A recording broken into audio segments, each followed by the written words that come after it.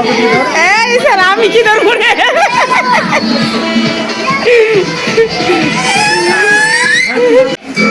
আরে যা টাকা ইবু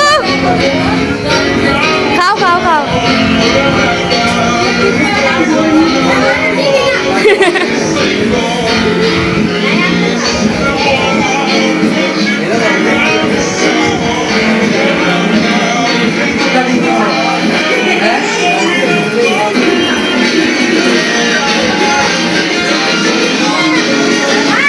হ্যালো এভরিওয়ান, আসসালামু আলাইকুম। কী অবস্থা সবাই? সবাই কেমন আছেন? আই হোপ সবাই ভালো আছেন, সুস্থ আছেন। আমরা আলহামদুলিল্লাহ অনেক ভালো আছি।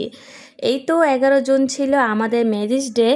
সো ওই দিন আমরা সবাই মিলে কি করলাম এবং কি আয়োজন ছিল সব কিছু শেয়ার করব এই ব্লগটিতে। সো চলুন ভিডিওটা শুরু করা যাক। প্রথমে তো দেখলেন সবাই মিলে মজা করেছি, সেটা কিছু ক্লিপ আপনাদের সাথে আগেই শেয়ার করে নিয়েছি। আর এই তো এখানে রান্না হচ্ছে বিরিয়ানি।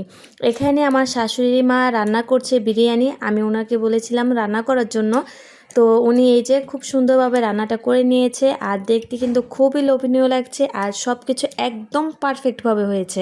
আর খেতেও কিন্তু বিরিয়ানিটা বেশ মজা হয়েছিল। শাশুড়ি মায়ের হাতের রান্না অলওয়েজ অনেক মজার হয়, এই জন্য তাকে দিয়ে এই রান্নাটা করিয়েছি এবং সেও খুব খুশি মনে রান্নাটা করেছে। আর এই হচ্ছে বিরিয়ানির ফাইনাল লুক। দেখে কিন্তু খুবই লোভনীয় লাগছে আর খেতেও বেশ মজা ছিল।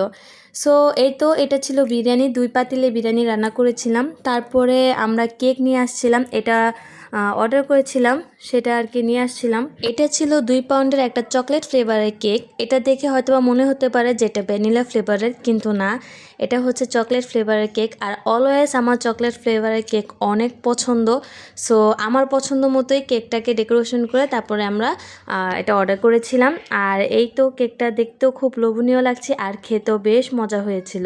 4 বছর পর দুজন একসাথে কিছু সময় কাটালাম এবং 4 বছর পর আমাদের অ্যানিভার্সারি পালন করলাম। এই 4টা বছর অনেক ধৈর্য ধরেছিলাম আর এই সময়টা পাওয়ার জন্য অনেক অপেক্ষা করেছি। সব কিছুর জন্য আলহামদুলিল্লাহ।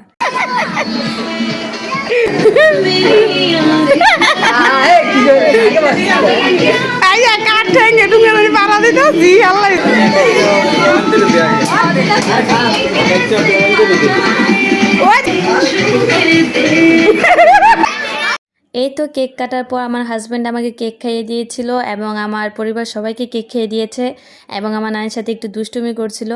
সো সব কিছুর জন্য আলহামদুলিল্লাহ। ভিডিওটা আপনাদের কাছে কেমন লাগলো সেটা অবশ্যই কমেন্ট করে জানাবেন। সবাই ভালো থাকবেন, সুস্থ থাকবেন। আল্লাহ হাফেজ।